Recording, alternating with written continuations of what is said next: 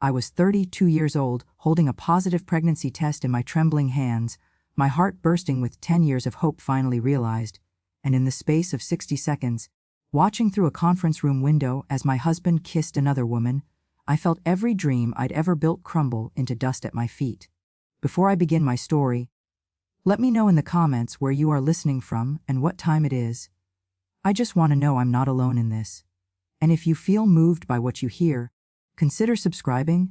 It helps more people become aware of what betrayal really looks like and how we survive it.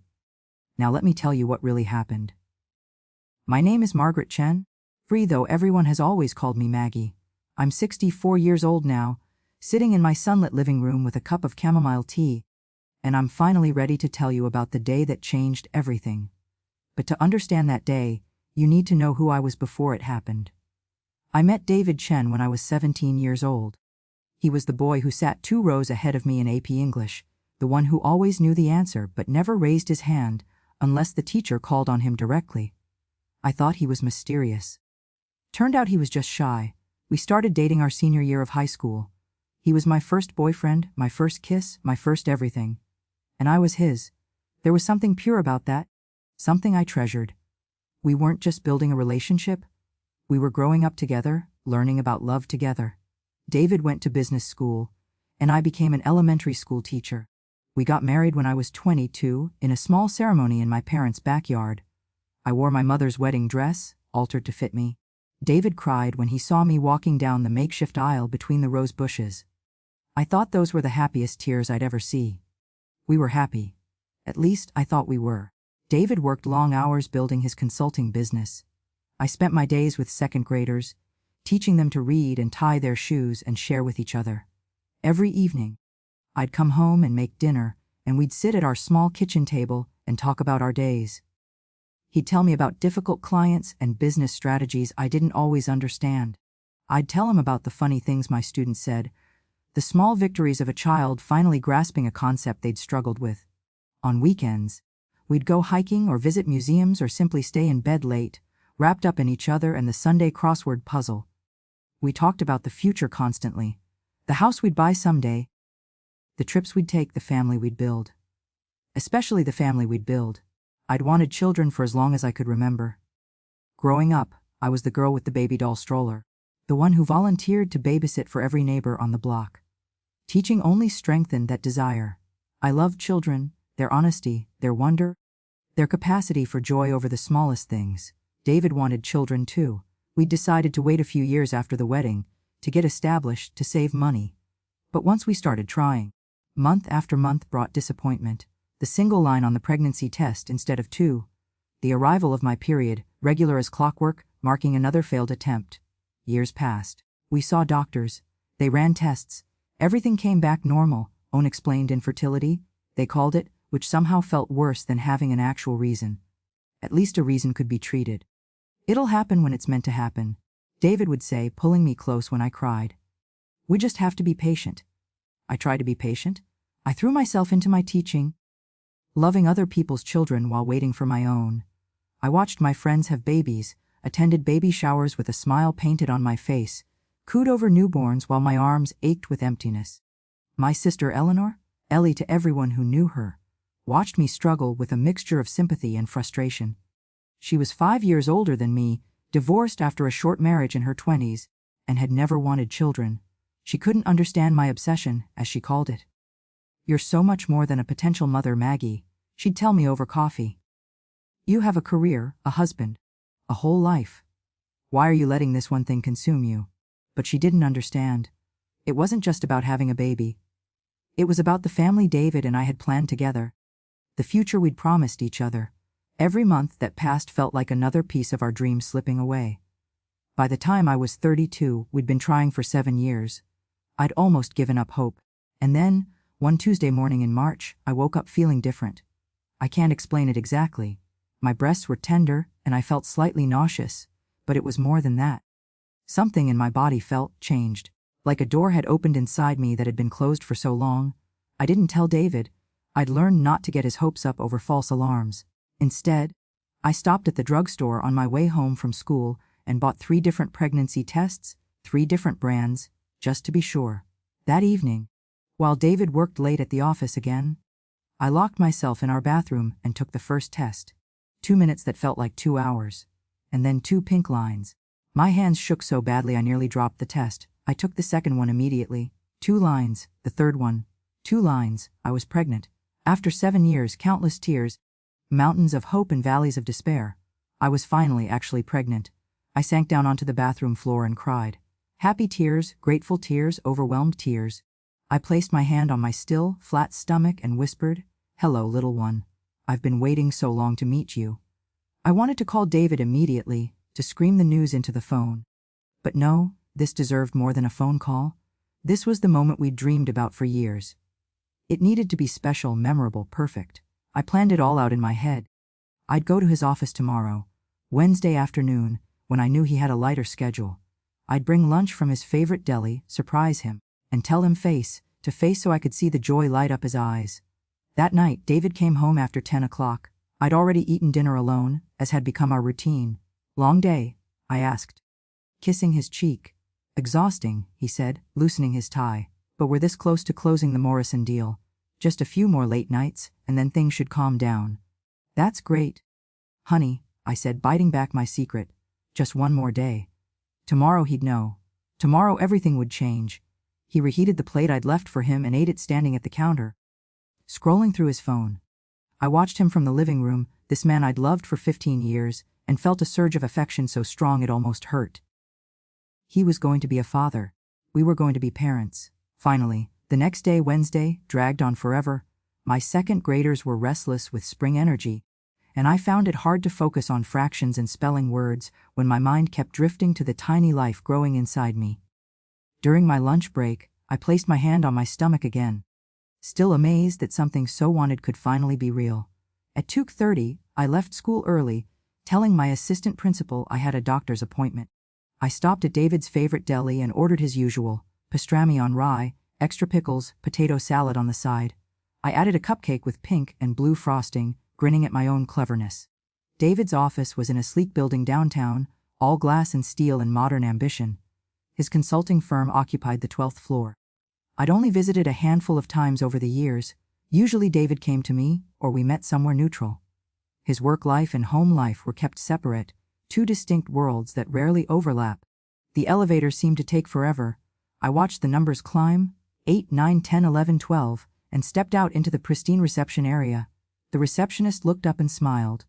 "Hey, I'm here to see David Chen," I said brightly. "I'm his wife Maggie. Is he available? I brought lunch." She glanced at her computer screen, looking puzzled. "Oh, I think he's in the conference room. Let me just?" "That's okay," I said, already moving toward the hallway. "I know where it is. I'll surprise him." I walked down the corridor, past offices with closed doors and the low hum of productivity. My heart was hammering with excitement and nerves. In just a few seconds, I'd tell him. In just a few seconds, our whole lives would begin anew. The conference room was at the end of the hall, a glass-walled space that usually had the blinds drawn for privacy during meetings. Today, though, the blinds were partially open, and through that gap I saw them. David and a woman I didn't recognize. She was younger than me, maybe late 20s, with long dark hair and a tailored suit. They were standing close together, too close, and as I watched, frozen in the hallway with a bag of deli sandwiches in my hands, he cupped her face and kissed her. Not a friendly kiss, not an accidental kiss, not a this means nothing kiss, a real kiss, a kiss that spoke of familiarity and passion and intimacy, a kiss that meant this was not the first time, a kiss that meant I didn't know my husband at all. The bag slipped from my fingers. The sound of it hitting the floor should have been loud, but I couldn't hear anything over the roaring in my ears. Everything around me seemed to blur and sharpen at the same time. The fluorescent lights too bright, the air too thin, my body too heavy and too weightless all at once. Someone, maybe the receptionist, said my name, but I couldn't respond. I couldn't move. I could only stand there, watching my husband kiss another woman while our unborn child grew in my belly, and feel my entire world shatter like glass. I don't remember leaving the building. One moment I was standing in that hallway, watching my marriage disintegrate through a conference room window, and the next I was sitting in my car in the parking garage, gripping the steering wheel so hard my knuckles had turned white. My phone was ringing. David's name flashed on the screen. The receptionist must have told him I'd been there. Or maybe he'd seen me in the hallway. Maybe he'd watched me see them. I couldn't answer. I stared at the phone until it stopped ringing, then started again, then stopped again. My hands moved to my stomach, protective and instinctive. "I'm sorry," I whispered to the baby who couldn't hear me yet. "I'm so sorry." For what? I wasn't even sure. For bringing them into a broken home. For choosing the wrong father. For being too blind to see what was happening right in front of me. The nausea that had been a gentle companion all morning suddenly overwhelmed me. I barely got the car door open before I was sick on the concrete floor of the parking garage. Morning sickness mixed with heartbreak. I couldn't tell where one ended and the other began.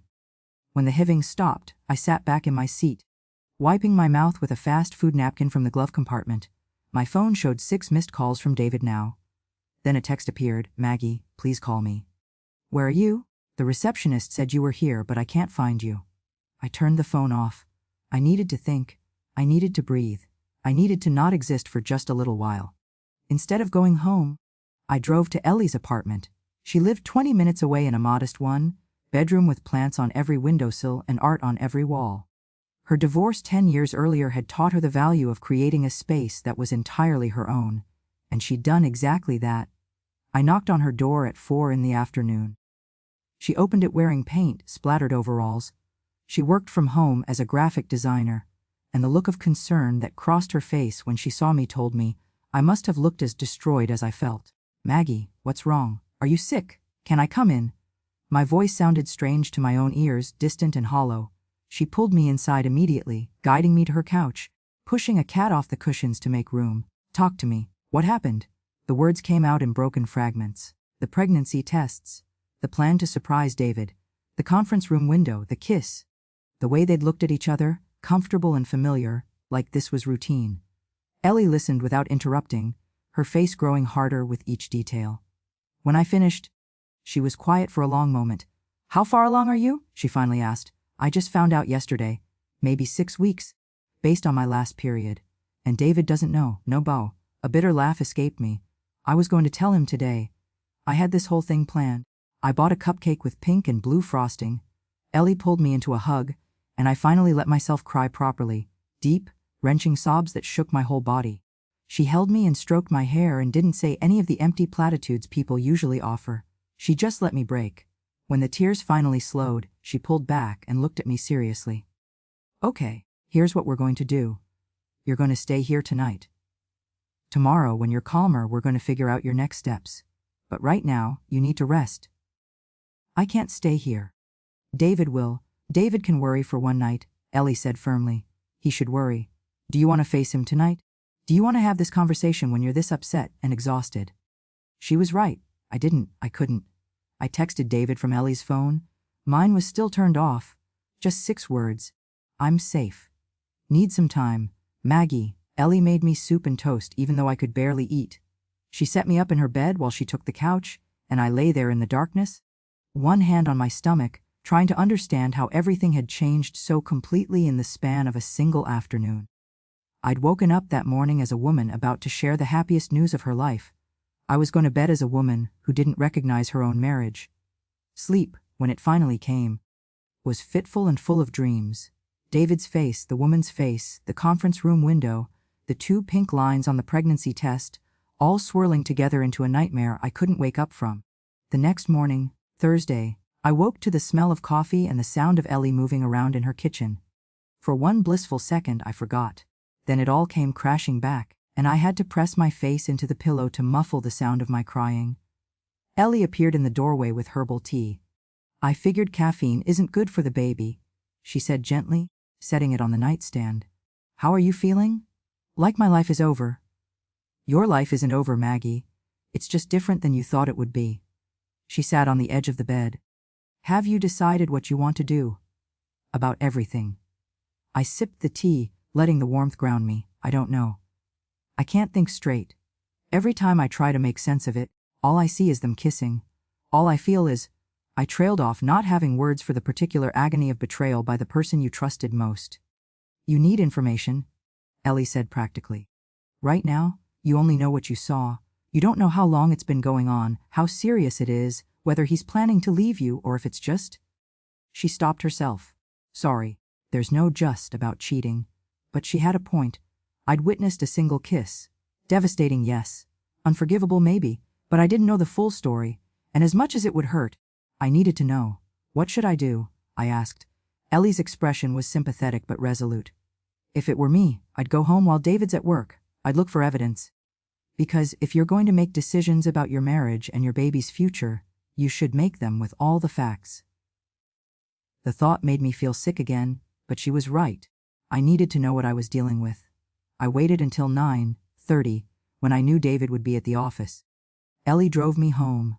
I still didn't trust myself behind the wheel, and waited in the car while I went inside. Our house looked exactly the same as I'd left it yesterday morning. The coffee mug I'd used still sat in the sink. David's jacket was draped over the back of a chair.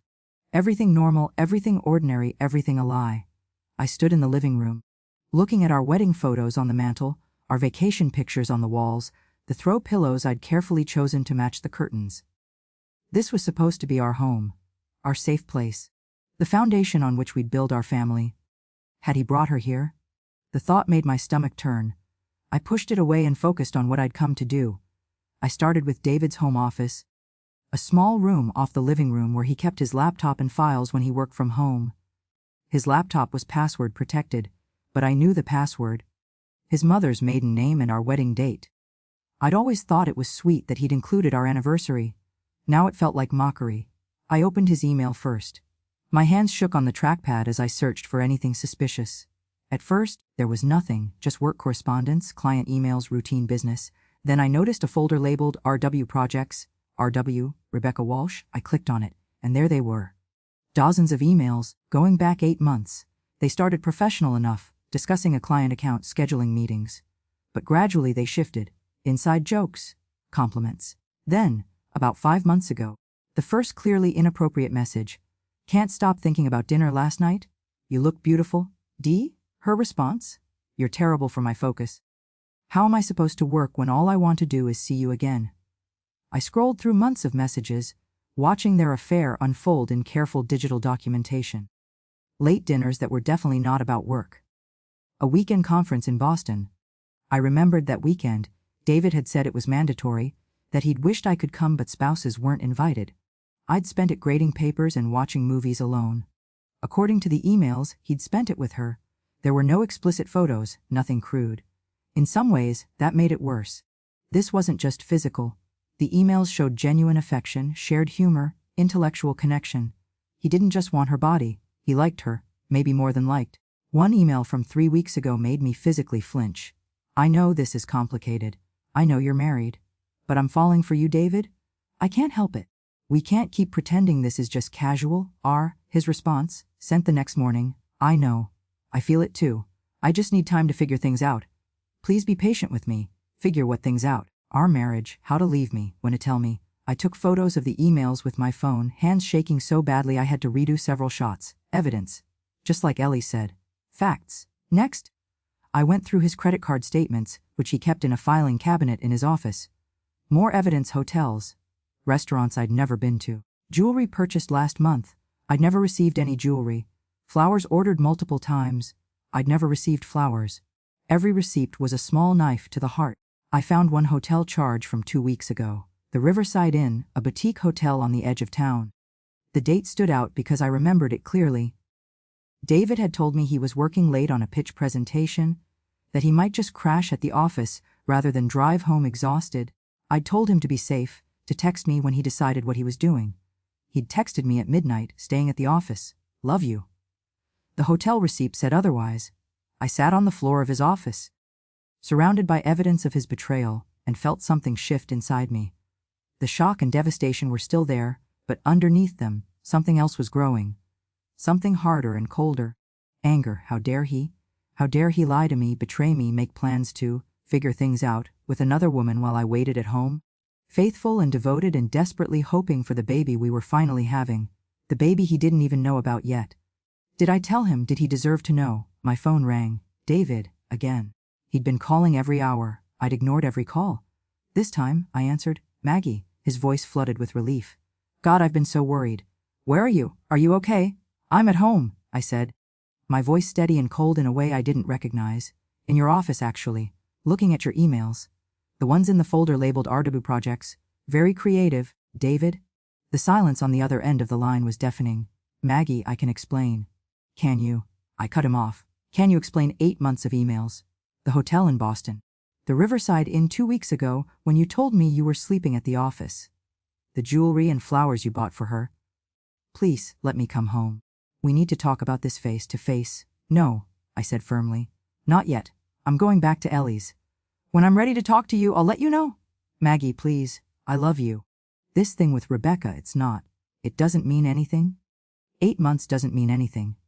Stop lying to me, David. If you ever loved me at all. Stop lying. I hung up before he could respond. My hands were still shaking, but now it was from adrenaline rather than shock. I gathered all the papers I'd printed, credit card statements, email screenshots, and put them in a folder. Evidence, facts, truth. As I walked out of the house, I took one last look at our wedding photo on the mantel. We looked so young, so hopeful, so sure that love was enough. We'd been wrong. I stayed at Ellie's for 3 more days. 3 days of crying, sleeping, barely eating. 3 days of my sister bringing me salting crackers for the morning sickness and holding my hair back when even those wouldn't stay down. 3 days of David calling, texting, begging to talk. On Saturday morning, I finally felt strong enough. Or maybe not strong, just ready. Ready to face him, to hear whatever excuses he'd prepared, to figure out what came next. Ellie offered to come with me, but I said no. This conversation needed to be private, just David and me and the ruins of our marriage. Call me if you need me, she said, gripping my hands. Any time. For any reason, I'll be here in 10 minutes. I know, I said. Thank you for everything. I drove to our house at noon on Saturday. David's car was in the driveway. I'd texted him that morning, telling him I was ready to talk.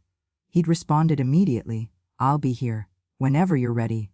My hands were steady as I unlocked the front door. The house was spotless. David had clearly been cleaning, probably desperate for something to do with his nervous energy. The coffee table was clear of clutter, the kitchen counters gleamed. Even the throw pillows were arranged perfectly on the couch. David appeared from the kitchen, and the sight of him hit me harder than I'd expected. He looked terrible, eyes red and puffy. Face unshaven, hair uncombed, he'd lost weight in just 4 days. His shirt was wrinkled like he'd slept in it. Good, a cruel part of me thought. Let him suffer. Maggie, he said, his voice hoarse. He took a step toward me, then stopped when he saw my expression. Thank you for coming. Thank you for giving me a chance to explain. I'm not here to forgive you, David, I said, keeping my voice level. I'm here because we need to have a conversation about our marriage, about what happens next. Okay, he said quickly, nodding. Okay? Do you want to sit? We sat on opposite ends of the couch, the same couch where we'd cuddled during movie nights, where we'd made plans for our future, where he'd held me through my disappointment every month the pregnancy test came back negative. The space between us felt like an ocean. I need you to tell me the truth, I said.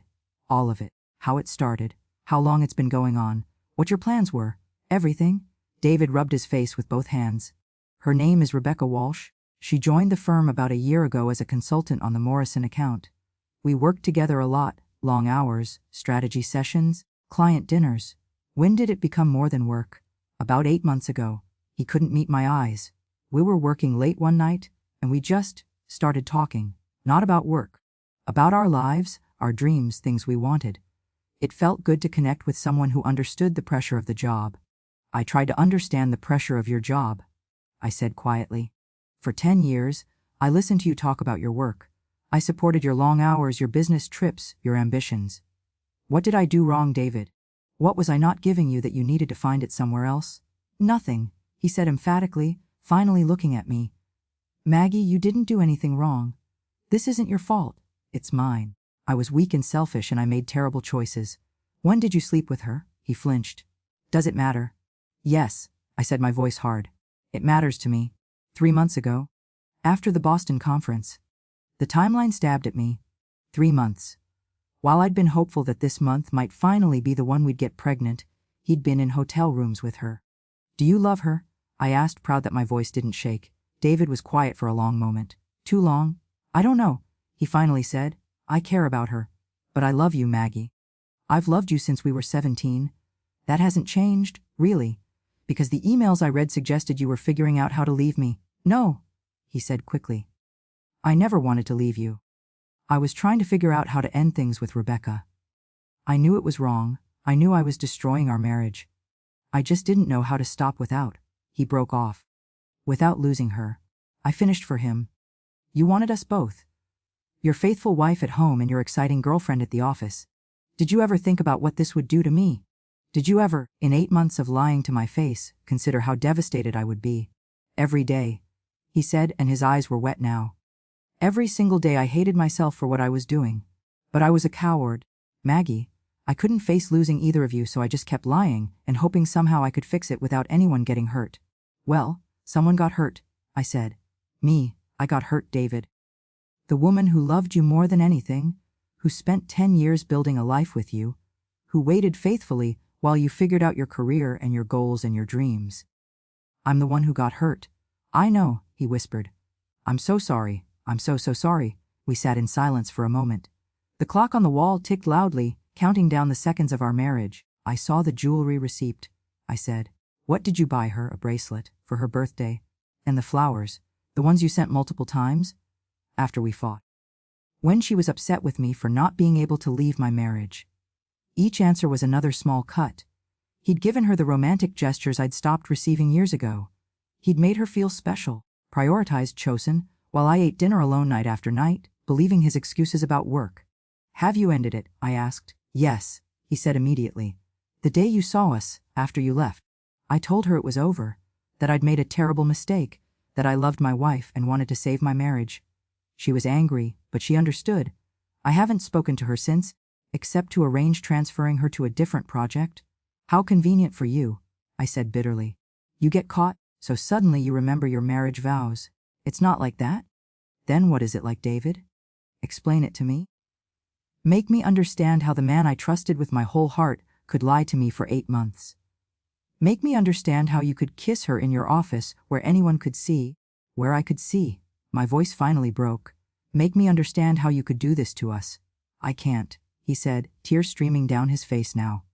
There's no explanation that makes it okay. I was selfish and weak, and I hurt you in the worst possible way. But Maggie, please, I want to fix this. I want to fix us. I'll do anything. Therapy, counseling, whatever you need. Just please don't give up on our marriage. This was the moment. The moment when I had to decide whether to tell him about the baby. Part of me wanted to use it as a weapon. To watch his face when he realized he'd been cheating on his pregnant wife, to see the guilt multiply. Part of me wanted to keep it secret, to protect this tiny life from the toxicity of our broken marriage. But he deserved to know, and I deserved to make my decision with all the cards on the table. I'm pregnant, I said. The words hung in the air between us. David's face went through a series of expressions. Confusion, shock, disbelief, and finally, dawning joy mixed with horror. What? He whispered. I'm pregnant. About 6 weeks along. I found out last Tuesday, the day I came to your office. I was coming to surprise you, to tell you the news we've been waiting 7 years to hear. My voice was steady now, cold and factual. I was going to bring you lunch and tell you that you were going to be a father. Instead, I saw you kissing her. David's face crumbled completely. He doubled over, hands over his face, sobbing, oh God, Maggie. I'm so sorry, I'm so sorry. I watched him cry and felt nothing. The numbness was almost worse than the pain had been. We're having a baby, he said through his tears, looking up at me with desperate hope. We're finally having a baby. That's wonderful. That's what we've always wanted. It's what I've always wanted. I corrected him. I don't know what you want anymore. I thought I knew you, David. I thought we wanted the same things, the same life.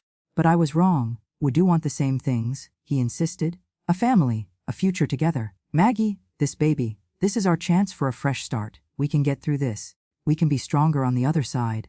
I shook my head slowly. A baby isn't a fresh start, David. A baby is a life that depends on us to provide a stable, honest, loving home. Can you give our child that? Can I trust you to be there, to be faithful, to not betray us again the moment things get difficult? Yes, he said fervently. I swear to you, Maggie, I will never, ever do anything like this again. I will spend the rest of my life making this up to you. I will be the husband you deserve and the father our child deserves. How can I believe you? The question came out as a whisper. How can I ever trust you again? He had no answer. We both knew there wasn't one. Trust, once shattered, couldn't be reassembled from the pieces. You could glue it back together, but the cracks would always show. I need time, I finally said, standing up. I need time to think about what I want. What's best for me and for this baby? Are you going back to Ellie's? He asked. Yes. Can I? He stopped himself. Will you keep me updated? About the baby? About how you're feeling? I'll think about it, I said. As I walked to the door, David called after me, Maggie, I do love you. I know I don't deserve you. And I know I destroyed your trust. But I do love you. That was never a lie. I turned back to look at him one last time. This man I'd loved since I was 17? This stranger who'd betrayed me in the cruelest way possible. Love isn't enough, I said softly. I'm learning that now. Back at Ellie's apartment, I told her everything. She listened, her expression growing darker with each detail. So what are you going to do? She asked when I finished. I don't know, I admitted. Part of me wants to believe him. Wants to think we can fix this for the baby's sake. But Ellie, I don't know if I can ever trust him again. Every time he's late from work, every time he gets a text, every time he says he's traveling for business, I'll wonder. I'll always wonder. That's no way to live, Ellie said gently. But is raising a child alone any better? Is being a single mother, struggling financially, splitting custody, is that better? Maybe, Ellie said. Maybe living with integrity and self-respect, even if it's harder, is better than living in a marriage built on lies and broken trust. She was right. I knew she was right. But knowing what I should do and having the courage to do it were two different things. That night, I lay awake in Ellie's guest bed, one hand on my stomach, and tried to imagine the future. Two versions played out in my mind. In one, I stayed with David. We went to counseling. He worked hard to regain my trust. Maybe, over time, the pain faded. Maybe we learned to be happy again.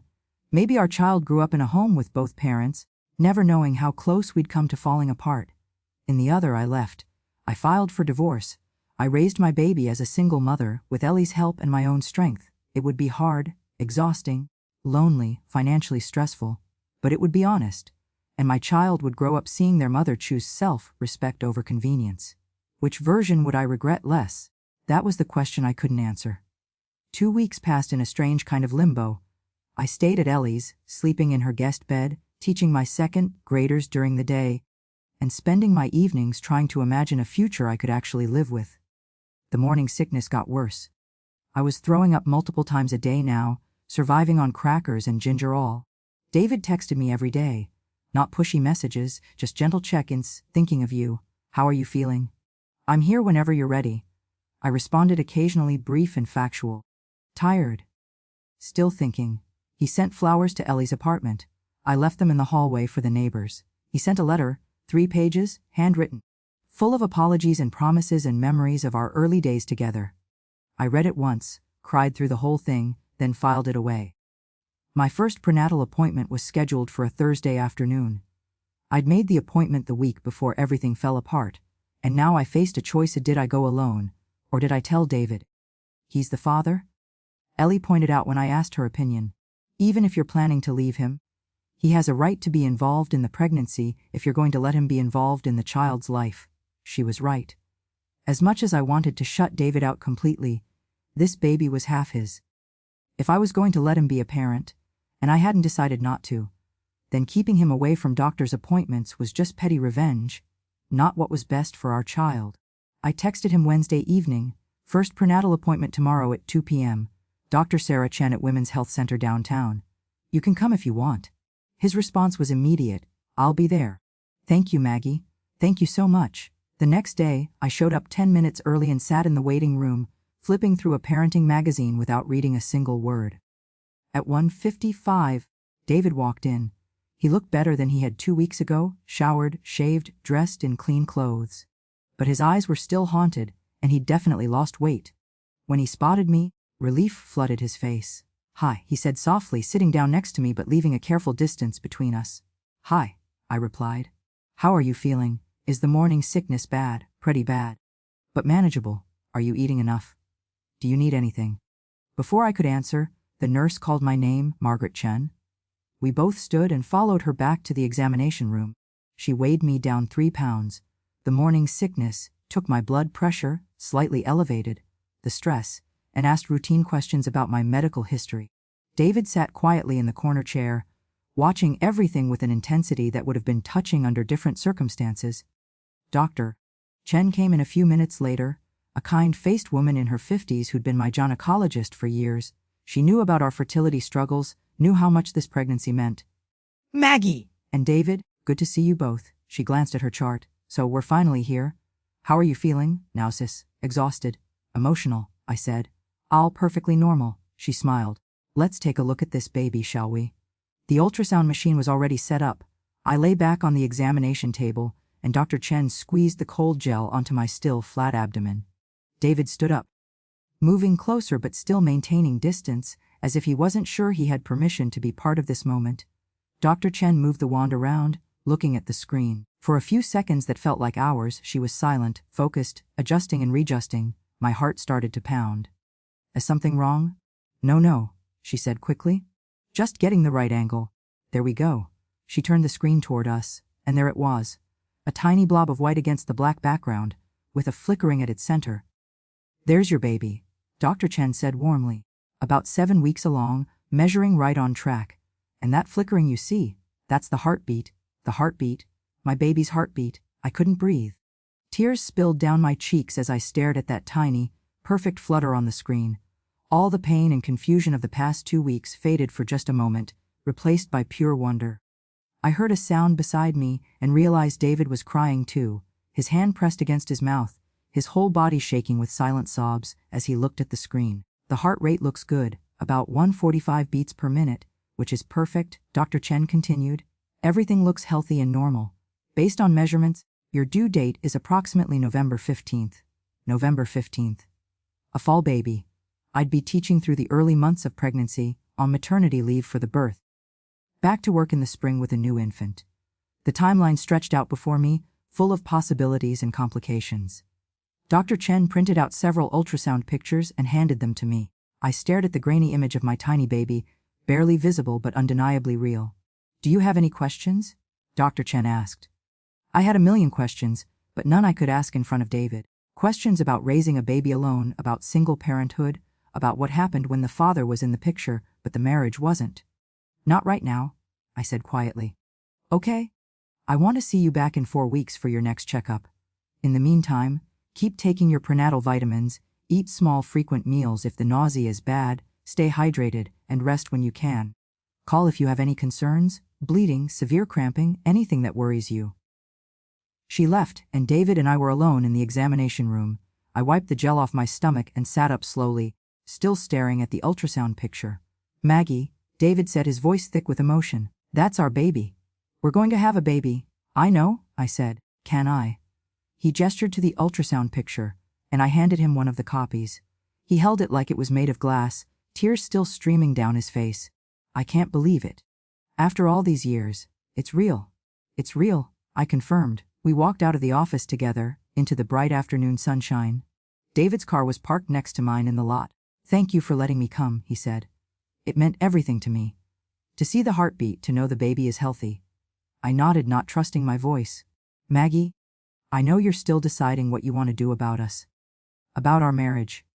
But please know that no matter what you decide, I want to be there for this baby. I want to be a good father. I'll support you however you need, even if that means we're not together. It was the right thing to say. Generous, selfless, focused on the baby rather than on us. But part of me resented it anyway. It would be easier to hate him if he wasn't trying so hard to do the right thing now. I'll let you know when the next appointment is, I said, unlocking my car. Okay? And Maggie? Will you think about coming home? Not necessarily to me. I can sleep in the guest room. We don't have to share a bed or even talk much. But you shouldn't be living out of a suitcase at your sister's place while you're pregnant. The house is yours as much as it's mine. More, honestly. Please think about it. That night, Ellie and I sat on her couch with takeout Thai food, the only thing that sounded good to me lately, and I showed her the ultrasound picture. Oh, Maggie, she breathed, studying the tiny image. A baby, a real baby, I know, I said. It makes everything more real, and more complicated. How was it, seeing David at the appointment? Hard, I admitted. He cried when he saw the heartbeat. He looked so happy and so destroyed at the same time. Part of me wanted to comfort him, and part of me wanted to scream at him for putting us in this situation. Both reactions are valid. Ellie said gently. He asked me to move back home. To the house, I mean. He offered to sleep in the guest room to give me space. He said I shouldn't be living out of a suitcase while I'm pregnant. He's not wrong about that, Ellie said. As much as I love having you here, my guest bed isn't exactly ideal for someone in their first trimester. And Maggie, it's your house too. You shouldn't be the one displaced from your own home because he screwed up. But if I go back, doesn't that send the message that I'm forgiving him? That we're working it out? Not if you're clear about the boundaries. You can live in the same house and still be separated. Plenty of couples do that, especially when there are children involved. I thought about it. My clothes were still at the house, my books, my classroom supplies for school. My whole life organized and arranged in a space I'd spent years making into a home. Ellie was right. I shouldn't be the one living as a refugee because of David's choices. What if I can't do it? I asked quietly. What if I move back and I just can't forgive him? What if every time I look at him, all I see is him kissing her? Then you'll know, Ellie said simply. Right now, you're in this limbo, imagining what it would be like to stay or to go. Maybe you need to actually try living with him again to figure out what you can and can't handle. She had a point. 3 days later, I moved back home. David had clearly prepared for my return. The guest room, a small space we'd used mostly for storage, had been cleaned out and set up like a proper bedroom. There was a new bed with crisp white sheets, a reading lamp on the nightstand, fresh flowers on the dresser. I thought you'd want your own space, David said, showing me around nervously. But if you'd rather have the master bedroom, I can take this room. Whatever you're more comfortable with. This is fine, I said. The master bedroom held too many memories, of intimacy and vulnerability and false security. I couldn't sleep there, not yet, maybe not ever. I also stocked the kitchen with all those foods you mentioned liking right now, crackers, ginger ale, plain pasta, that bland white rice you said helps with the nausea. I looked in the pantry and refrigerator. He'd done exactly as he said, everything organized and ready. Thank you, I said stiffly. I want to take care of you, Maggie. You and the baby. Whatever you need, just tell me. We established ground rules that first evening, sitting at the kitchen table with notepads, like we were negotiating a business contract. David would sleep in the master bedroom, I'd have the guest room. We would share common spaces but give each other privacy. David would be transparent about his schedule, where he was going, when he'd be back. We would attend couples counseling if I decided to try to work on the marriage. Either of us could leave at any time if the arrangement wasn't working.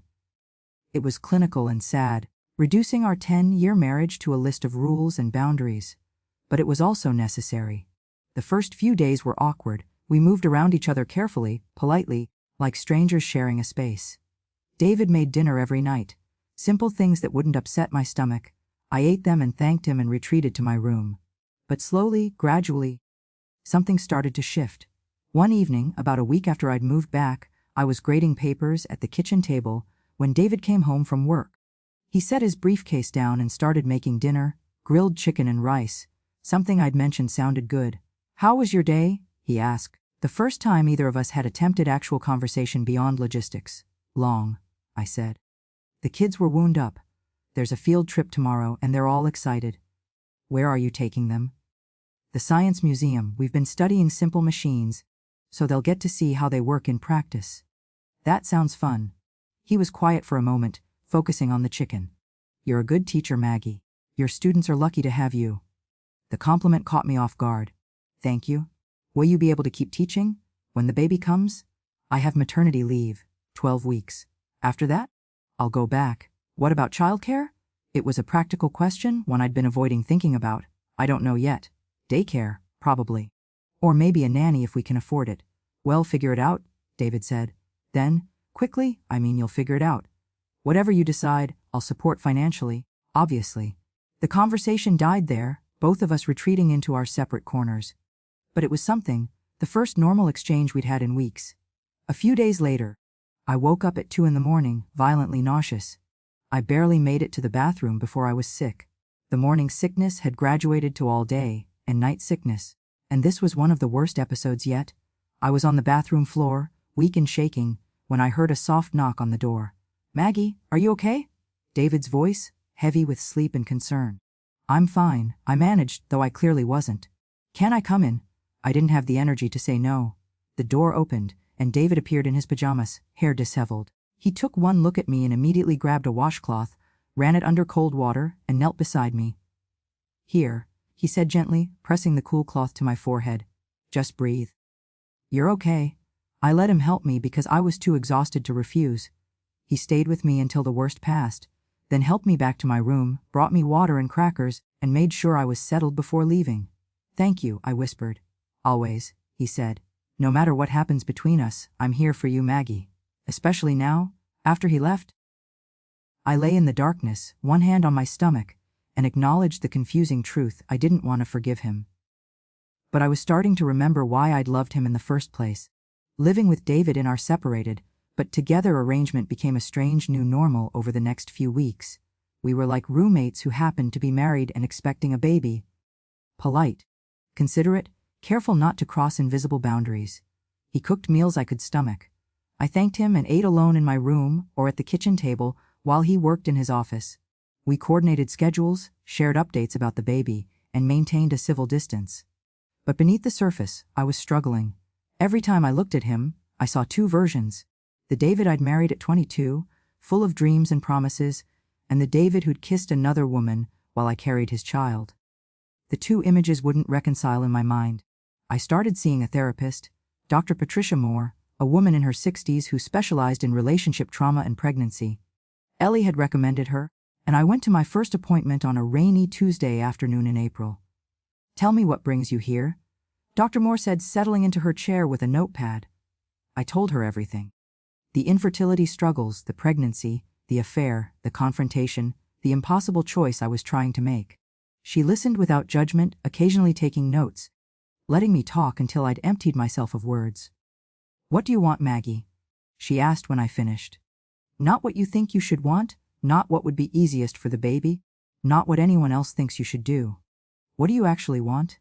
The question stopped me cold.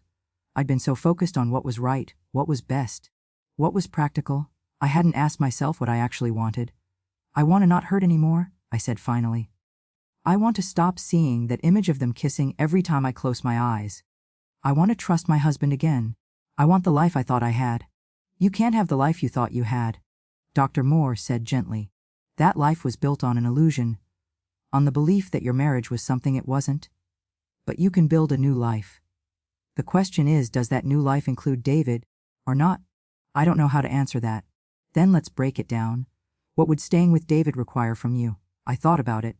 Forgiveness, trust, or at least, the willingness to rebuild trust, the ability to move past this and not hold it over him forever. Couples counseling. Work. A lot of work.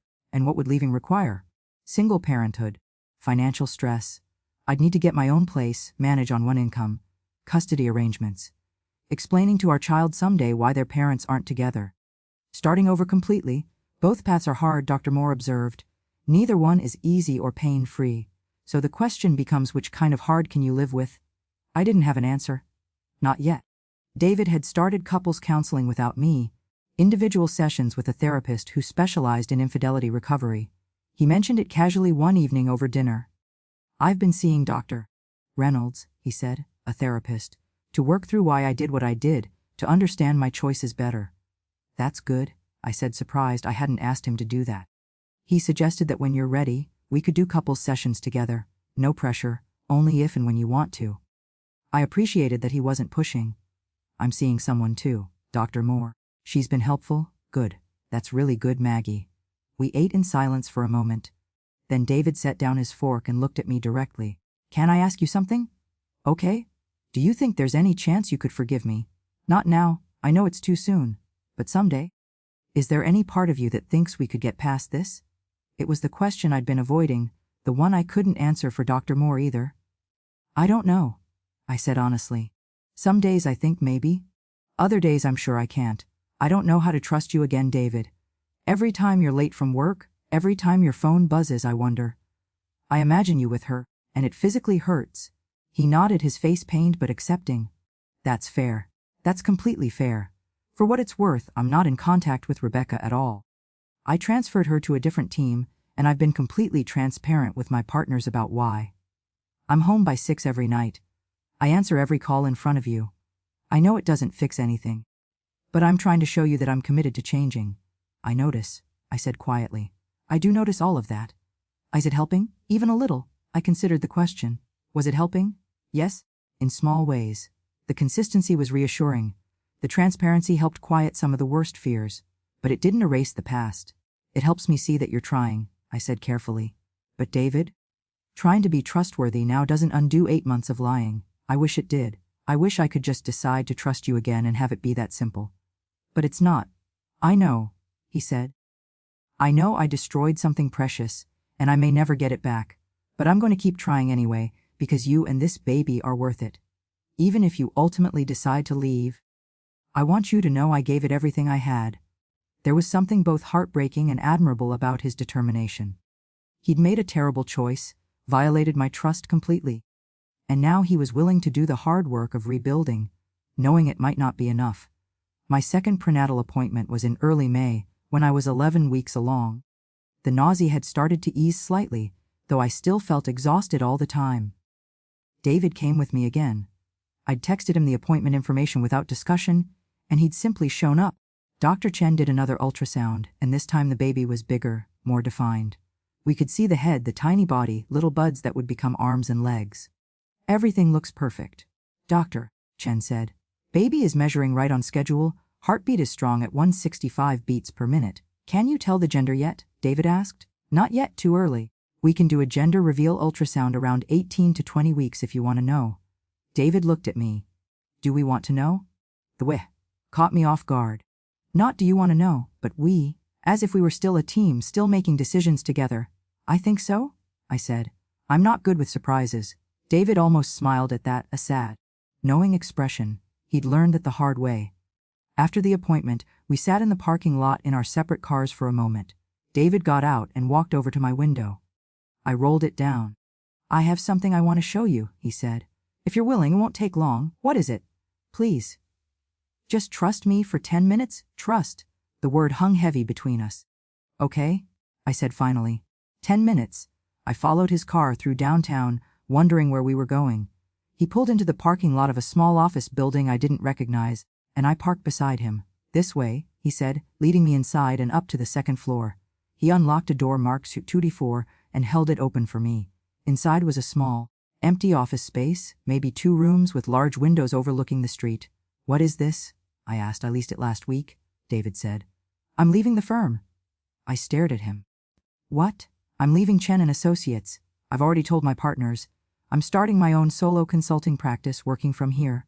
He gestured around the empty space. Smaller clients, flexible hours, complete control over my schedule. No more late nights, no more business trips, no more working with people who might become complications. David, you've been building that firm for 10 years, and I almost lost my family because of it, he interrupted. The long hours, the stress, the culture of after-work drinks and client dinners. I'm not making excuses, Maggie. I made my own choices, but that environment made it easier to make bad ones. This way, I control everything. My time, my clients, my boundaries. I walked to the window looking out at the street below. This is a huge change, I know. But it's the right change, whether you stay with me or not. I want to be present for our child. I want to be the kind of father who makes it to school plays and parent-teacher conferences, who doesn't miss dinner because of work. I can't do that at the firm. What did your partners say? They were disappointed but understanding. They know why I'm leaving. I told them everything about the affair, about almost losing you. They've agreed to transition my clients over the next 2 months, and they're releasing me from my partnership obligations. I turned to look at him. He stood in the empty office, hands in his pockets, looking vulnerable and determined all at once. This is a big sacrifice, I said. It's not a sacrifice if I'm doing it for the right reasons, he replied. I should have prioritized you and our future family years ago. I'm doing it now. Better late than never. It was a grand gesture, the kind of thing that in movies would lead to reconciliation and tears and renewed vows. But this wasn't a movie. Real life was messier, more complicated. Thank you for showing me this, I said carefully. It means something that you're making these changes. But it's not enough, David finished for me. I didn't say that. You didn't have to. I can see it in your face, Maggie. I can see that you're still trying to decide if any amount of change is enough to overcome what I did. He was right. That was exactly what I was trying to decide. That night I lay in my guest room bed, My bed now, I'd started to think of it, with my hands on my belly, which was just starting to show the slightest curve. 13 weeks pregnant. End of the first trimester. The baby was the size of a peach, according to the pregnancy app on my phone. I thought about David's new office, his decision to leave the firm, all the changes he was making. They were real, significant sacrifices. The old David, the one before the affair, would never have left his prestigious position at the firm he'd helped build. That David had been ambitious-driven, focused on success and status. This new David, the one trying to win me back, was different, humbler, more focused on what mattered. But was it real, or was it temporary, a performance to earn forgiveness? To be abandoned once things settled down? I didn't know. And that uncertainty was paralyzing me. My phone buzzed with a text from Ellie. "How are you holding up? Want to come over this weekend?" I texted back, "Yes, I need to talk." Saturday morning, I drove to Ellie's apartment. She made us both tea, herbal for me, and we sat on her couch surrounded by her plants and art, the space that had sheltered me during my darkest days. "Tell me what's going on in that head of yours," she said. I told her about David's new office, about the couple's counseling offer, about the small ways he was trying to prove himself day after day. "And how do you feel about all of it?" Ellie asked. "Confused," I admitted. "He's doing everything right, Ellie. He's trying so hard, and part of me wants to forgive him, wants to believe we can rebuild. But another part of me is just tired. Tired of the doubt, tired of wondering if it's enough, tired of carrying this pain around." "Can I tell you something?" Ellie said. "From my own experience with divorce. Please." When I left Marcus, everyone told me I was making a mistake. We'd only been married 3 years. We hadn't really tried counseling. He said he'd change, that he'd stop drinking, that he'd be better. And part of me wondered if I was giving up too easily. "But you left anyway?" "I left because I realized something important. I couldn't trust him anymore. And a relationship without trust is just two people going through the motions, pretending everything is okay when it's not. I didn't want to spend the rest of my life wondering when the next betrayal would come." "Do you regret it?" "Not even for a second," Ellie said firmly. "Was it hard? God, yes. Was I lonely? Absolutely. Did I struggle financially? For years. But I never once woke up and wished I'd stayed in a marriage that made me feel small and anxious and unsafe. I chose my peace over my marriage. And it was the right choice." I absorbed her words, feeling their weight. "But your situation is different," Ellie continued. "You have a baby to consider. David is genuinely trying to change. And you loved him, really loved him, for 15 years before all this happened. I'm not telling you what to do, Maggie. Only you can decide what's right for you. I'm just saying. Don't stay because it seems easier, or because you think it's what you should do for the baby. Stay only if you genuinely believe you can be happy with him again. Otherwise, you're just delaying the inevitable and making everyone more miserable in the process." "How do I know?" I asked desperately. "How do I know if I can be happy with him again?" "You won't know until you really try," Ellie said. "Right now you're living in this in-between space, not together, not apart. Not making any real decisions. Maybe it's time to choose: either commit to trying to rebuild your marriage, really trying with counseling and vulnerability and hope, or commit to ending it and moving forward separately. This limbo isn't fair to you, to David, or to your baby." She was right. I'd been in limbo for 2 months, waiting for clarity that wasn't going to arrive on its own. I had to choose. Either I chose to fight for my marriage, or I chose to walk away. Both were valid choices.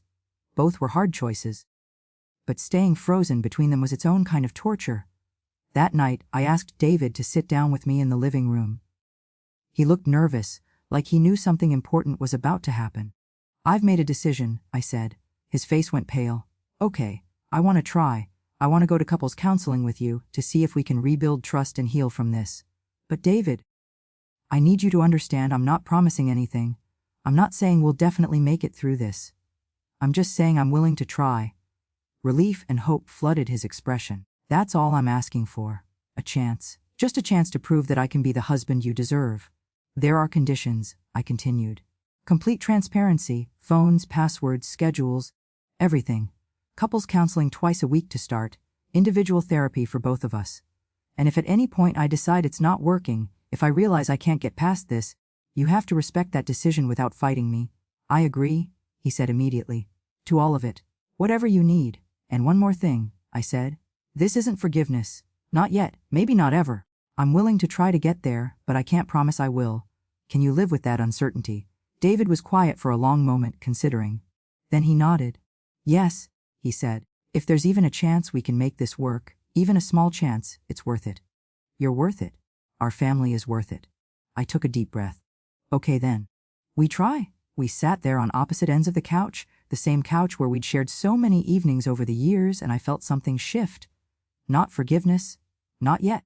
Not trust. Not by a long shot, but hope. Small, fragile, uncertain hope that maybe, possibly, we could find our way back to each other. Or at least discover who we could become in the aftermath of betrayal. Couples counseling started the following week. Dr. Jennifer Hartman's office was in a quiet building near the park, with soft lighting and comfortable chairs that were supposed to make difficult conversations feel safer. They didn't. David and I sat on opposite ends of a small couch, the therapist's couch, not ours, and Dr. Hartman sat across from us with a gentle expression and a notepad. Welcome, she said warmly. I'm glad you're both here. That takes courage. Why don't we start by each of you telling me what you hope to get out of our sessions together? David spoke first. I want to rebuild my wife's trust. I want to prove to her that I'm committed to our marriage and to being the partner she deserves. I want to understand why I made the choices I did so I never make them again. Dr. Hartman nodded and turned to me. Maggie, I want to know if forgiveness is possible, I said quietly. I want to understand how someone I trusted completely could betray me like this. And I want to figure out if we can build something real from the pieces of what we had, or if we're just fooling ourselves. Those are honest goals, Dr. Hartman said. And I appreciate that honesty. Rebuilding trust after infidelity is one of the hardest things a couple can do. It requires total transparency from the person who broke the trust, and extraordinary vulnerability from the person who was betrayed. Not every marriage survives it, but some do come out stronger. The question we'll explore together is, can yours? Over the next several weeks, our sessions followed a pattern. Dr. Hartman would ask questions, sometimes gentle, sometimes pointed. We'd talk about our marriage before the affair, trying to identify the cracks that had been there all along, invisible to us until they broke open completely. David, you mentioned that you felt disconnected from Maggie in the months before the affair began, Dr. Hartman said during our third session. Can you elaborate on that? David shifted uncomfortably. It wasn't Maggie's fault, but yes, I felt distant. We were both so focused on trying to get pregnant, and every month that it didn't happen, there was this crushing disappointment. It started to feel like that was all we were, two people trying and failing to have a baby, instead of being a couple who loved each other. Did you talk to Maggie about feeling this way? Doctor, Hartman asked. No, David admitted. I thought it would hurt her. She was already hurting so much from the infertility. I didn't want to add to it by saying I felt lonely too. I felt a stab of pain hearing this. So instead of talking to me, you found connection with someone else. That's not an excuse, David said quickly. I'm not trying to excuse what I did. But yes, when Rebecca and I started talking, it felt easy in a way things with you didn't anymore. There was no weight to our conversations, no history of disappointment. It was light and fun and an escape, Dr. Hartman finished. Yes, David said quietly. An escape from the hard parts of my real life? Maggie, how does it feel to hear this? Dr. Hartman asked. It hurts, I said, my voice tight. It hurts to know that when things got hard, he ran instead of turning toward me. It hurts to know I wasn't enough. You were enough, David said urgently. You are enough? I was the one who failed, who couldn't handle the pressure, who took the coward's way out. But you did fail, I said, and my voice broke. You promised to love me through the hard times, and when they came, you chose someone else. How do I trust that you won't do it again? How do I believe that the next time life gets difficult, and it will, David? Life is hard, you won't find another escape. It was the core question, the one I'd been circling around for months. And David had no easy answer. I can't promise you'll never doubt me, he said after a long silence. I can't take back what I did or erase your pain. All I can promise is that I'm committed to doing the work, every single day, to be worthy of your trust. I'm in therapy. I'm changing my work situation. I'm being completely transparent. But you're right, I failed you once. And that means you have every reason to be afraid I'll fail you again. Dr. Hartman leaned forward. Maggie, what do you need from David to feel safe enough to try trusting him? I thought about it. Time. Consistency. Proof that the changes aren't temporary, that they're real. And honestly, I need to know that he's done the work to understand why he made those choices so he can recognize the warning signs if he's ever tempted again. That's fair, Dr. Hartman said. David, are you willing to give Maggie that time and consistency, knowing it might take years before she fully trusts you again, knowing she might never get all the way there? Yes, David said without hesitation. However long it takes. The sessions were exhausting. Every week, we'd dig into painful topics. The affair, yes, but also deeper issues in our marriage that we'd never addressed. The way David had prioritized work over our relationship. The way I'd made our entire identity about trying to conceive. The communication patterns we'd fallen into where we protected each other from hard truths instead of being honest. But slowly, gradually, something began to shift. David followed through on everything he'd promised. He was home by 6 every evening. His phone was an open book. I had all his passwords, could check any time I wanted. He started his solo practice in June, taking on smaller clients with flexible hours. He came to every prenatal appointment, asked questions about the baby, read pregnancy books, and he was patient with my moods, which swung wildly as my hormones and emotions collided. Some days I was civil, even warm. Other days I could barely look at him without feeling the knife, twist of betrayal. He weathered all of it without complaint. My belly grew. By 16 weeks, I had a definite bump. By 20 weeks, I could feel the baby moving, little flutters at first, then stronger kicks. The first time it happened, I was sitting at the kitchen table grading papers, and I gasped. David looked up from his laptop. Are you okay? The baby moved, I said, pressing my hand to my stomach. I just felt the baby move. His face lit up with wonder. Really? That's amazing. We sat there in silence for a moment, me with my hand on my belly, both of us marveling at this tiny life growing between us, literally and figuratively. Can I? David started, then stopped himself. Never mind. What? Can I feel? When the baby moves again, I hesitated. It felt intimate letting him touch me, even through clothes and for this purpose. But he was the baby's father. He had a right to experience this too. Okay, I said. He moved to sit beside me, carefully leaving space, and placed his hand gently on my stomach. We waited. A minute passed, 2. Then, there, a distinct little bump against his palm. Oh my God, David breathed, his eyes filling with tears. I felt it. Maggie, I felt our baby. Despite everything, I smiled. Because this moment was pure and good, and untouched by the pain between us. This was just 2 parents, feeling their child move for the first time, experiencing wonder together. At 20 weeks, we had the anatomy scan, the big ultrasound where they'd check that everything was developing normally and, if we wanted, tell us the baby's gender. Do you want to know? The ultrasound technician asked. David looked at me. Do you? Yes, I said. I needed something concrete to hold on to plan for, to imagine. The technician smiled. Congratulations. You're having a girl. A girl. I was going to have a daughter. Tears spilled down my cheeks before I could stop them. David was crying too, staring at the screen where our daughter, was visible in grainy black and white, perfect and whole. A girl, he whispered. We're having a little girl. All the names we'd discussed over the years came flooding back. We'd always agreed. If we had a daughter, we'd name her Sarah. Sarah Rose Chen. It meant princess, and represented new beginnings. Sarah, I said softly, trying out the name on this real, moving baby instead of the hypothetical child we'd dreamed about for so many years. Sarah. David repeated, his voice thick with emotion. Our Sarah. On the drive home, I found myself thinking about what kind of mother I wanted to be to this little girl. I wanted her to grow up seeing a mother who was strong, who made hard choices, who didn't settle for less than she deserved. Whether that meant staying in a healed marriage or building a new life alone, I didn't know yet, but I knew I wanted her to be proud of me. Summer arrived. School ended, and I had time to rest, to prepare for the baby, to focus on my own healing. Ellie helped me set up the nursery, in the spare room next to my guest bedroom, not next to the master where David slept. It felt important to keep some boundaries, some space that was just mine and Sarah's. We painted the walls a soft yellow, assembled a crib, hung curtains with little stars on them. It was starting to feel real, this baby, this new life we were preparing for. One evening in July, when I was 26 weeks pregnant and my belly was unmistakably round, David knocked on my bedroom door. Come in, I called. He stood in the doorway, looking uncertain. I wanted to give you something, a gift, for our anniversary. I'd forgotten, July 15th, 11 years married. You didn't have to get me anything, I said. I know, but I wanted to. He handed me a small box. Inside was a necklace, a delicate silver chain with a small pendant. The pendant was engraved with 2 dates, our wedding date, and below it, November 15th, Sarah's due date. The dates that made us a family, David said quietly. The date we became husband and wife, and the date we'll become parents. It was thoughtful and beautiful, and it made my heart ache. Thank you, I said, running my finger over the engraving. It's lovely. Maggie, I know we're not where we used to be.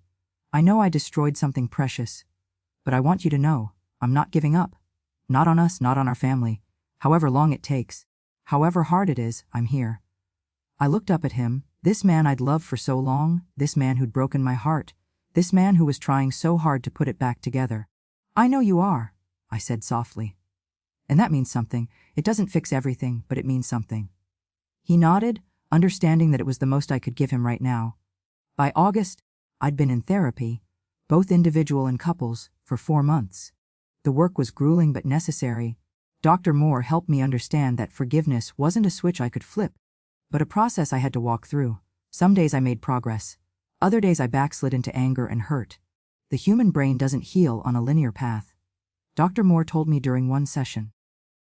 Healing from betrayal is like climbing a mountain with switchbacks. Sometimes you feel like you're going backward, but you're actually still climbing. You're just taking a different route to the top.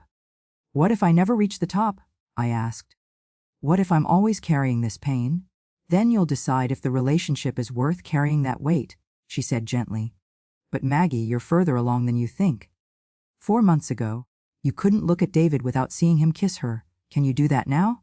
I thought about it honestly. Sometimes, not always, but sometimes. That's progress, Dr. Moore said. Don't discount it. She was right.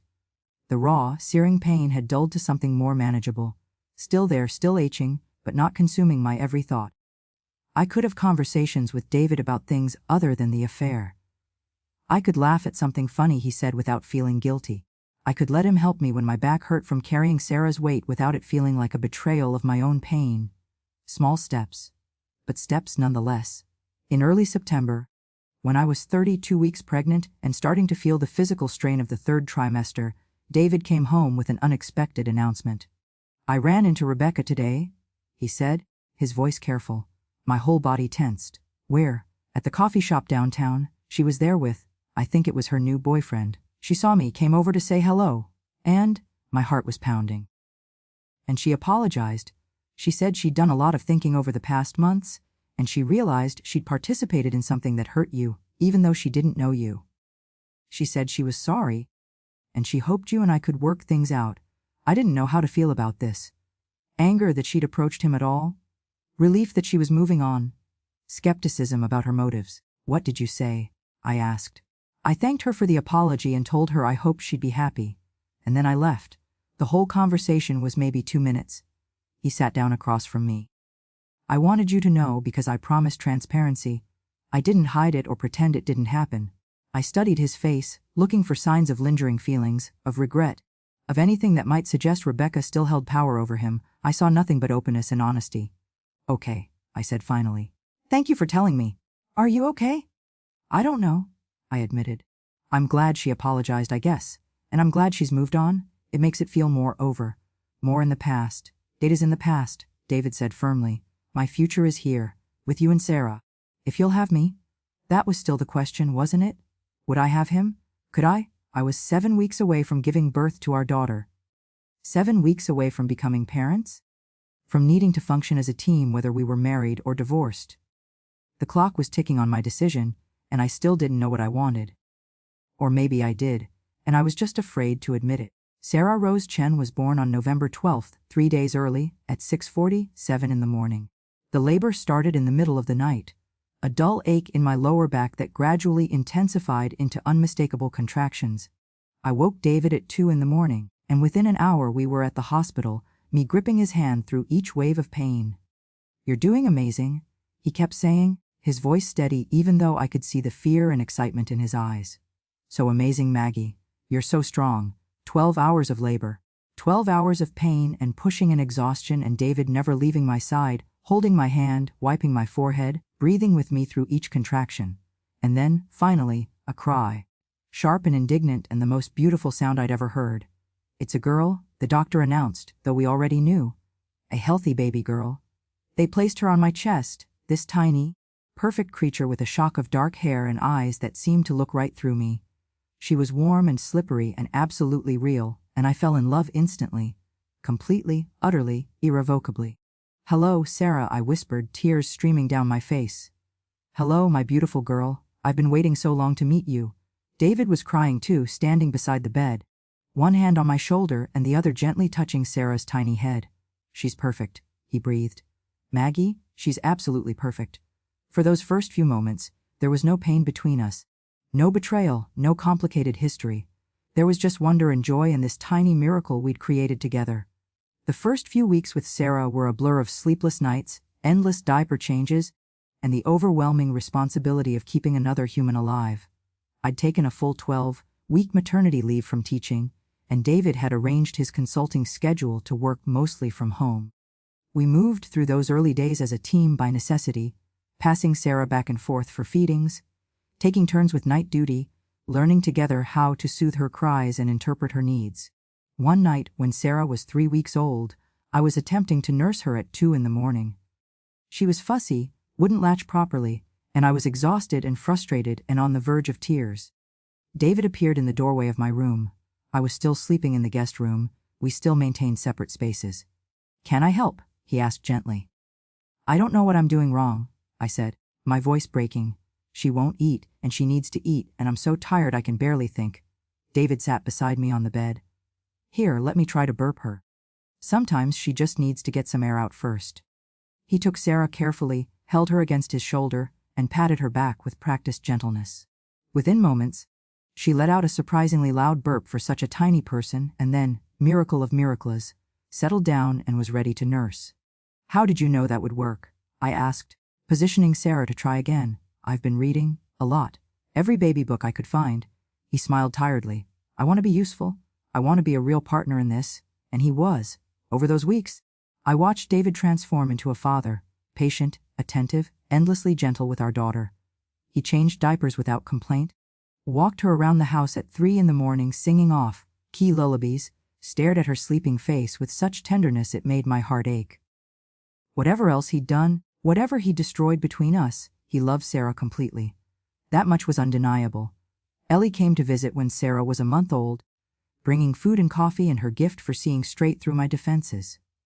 "How are you really doing?" she asked, holding Sarah while I ate the first hot meal I'd had in days. "Exhausted. Overwhelmed. In love with this little human and terrified I'm doing everything wrong." "That's normal new parent stuff," Ellie said. "But how are you doing with David?" I sighed. "I don't know. He's been amazing with Sarah. He's been amazing with me, honestly. Supportive and helpful and present. Everything I needed him to be. But," Ellie prompted, "but I still don't know if I can forgive him. I still don't know if I can trust him. And now we have Sarah, and I feel this pressure to make a decision. Do we try to be a real family, or do we separate and figure out custody arrangements?" Ellie looked at me seriously. "Can I tell you what I see? From the outside, please. I see a man who made a terrible mistake and has spent the last 8 months doing everything possible to make amends. I see someone who's changed his entire life to prove he's committed. I see a father who adores his daughter and a husband who still loves his wife." She paused. "But I also see a woman who's still carrying so much pain that she can't let herself be happy, even when happiness is right in front of her." Her words hit hard. "You think I should forgive him?" "I think you should forgive yourself," Ellie said gently, "for whatever you decide. If you choose to stay, forgive yourself for not being perfect, for having days when you still hurt, for the fact that your marriage won't look like it did before. And if you choose to leave, forgive yourself for that too, for putting your peace first, for protecting your heart, for doing what you need to do. How do I know which choice is right? Ask yourself this: when you imagine your life 5 years from now, what does it look like? And in that vision, are you happier with David or without him?" I thought about Ellie's question constantly over the next few weeks. When I imagined the future, Sarah's first steps, her first day of school, holidays and birthdays and ordinary evenings, who was standing beside me, the answer surprised me. In every vision, David was there. Not because I thought I should include him, not because it seemed easier or more practical, but because when I was honest with myself, I wanted him there. I wanted him to see Sarah's first steps with me. I wanted him at her birthday parties, taking too many photos and making terrible dad jokes. I wanted to build a life together, not the perfect, untouched life we'd imagined at 22, but something real and complicated and earned through hard work and forgiveness. I wanted to choose love, even though it had failed me once. Maybe especially because it had failed me once, and we'd fought our way back from that failure together. On a cold December evening, when Sarah was 1 month old and we were sitting in the living room, me nursing her, David working quietly on his laptop, I finally said the words I'd been holding back for 8 months. I forgive you. David's head snapped up. What? I forgive you. I repeated, and felt the truth of it settle in my chest. For the affair, for the lying, for breaking my trust.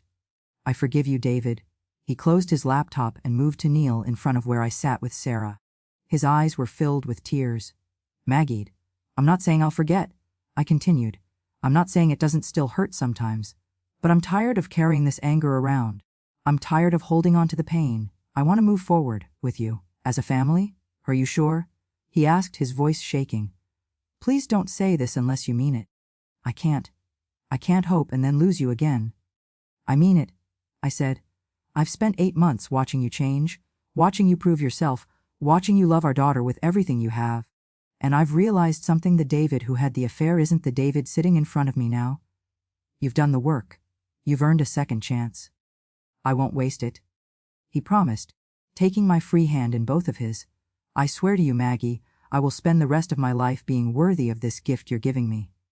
I know you will, I said, and if you ever don't, if you ever lie to me or betray me again, I'm gone. No second chances after this one. Do you understand? I understand, he said solemnly. It will never happen again. I promise you. Sarah stirred against my chest, making small sounds as she finished nursing. David reached out and gently stroked her tiny hand with one finger. Thank you, he whispered, looking from Sarah to me. Thank you for giving us another chance. Thank you for being stronger than I deserved. Thank you for everything. That night, for the first time in 8 months, I didn't sleep in the guest room. I moved back into our bedroom, our bed, and fell asleep with David's arm around me and Sarah in her bassinet beside us. It felt like coming home. The years that followed weren't always easy. Forgiveness, I learned, wasn't a one-time event but an ongoing choice. There were still hard days when the old pain surfaced, when doubt crept in, when I had to consciously choose trust over fear.